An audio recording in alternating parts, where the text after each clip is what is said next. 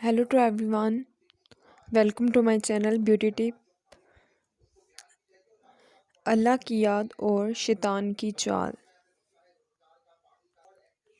ایک شخص ہر روز رات کی تنہائی میں اللہ تعالیٰ کا ذکر کیا کرتا تھا. اس کام میں اس نے کبھی ناغہ نہ کیا تھا. ایک دن شیطان نے اس کے دل میں وسوسہ ڈال دیا.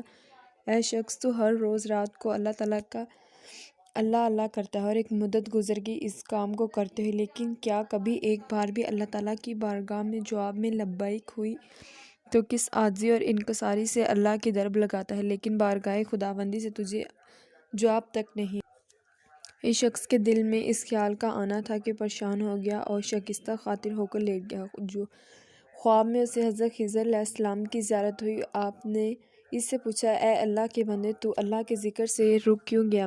کہنے لگا، میں تو ہر روز اللہ کہتا تھا، لیکن جواب میں میرے پاس لبیک نہیں آئے، اس لیے میں اس بات سے ڈر گیا شاید میں اللہ کی بارگاہ میں مردود ہوں۔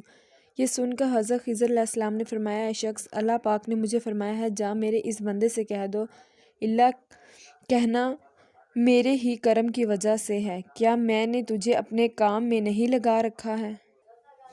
تیری طلب تڑپ کی مجھے سب پتہ ہے، میں تجھے بھولا نہیں ہوں، نہ ہی تجھے نظر انداز کیا ہے۔ تیری ہر پکار پر، ہر بار اللہ کہنے پر میں نے تجھے ہر ہزار بار لبیک کہتا ہوں۔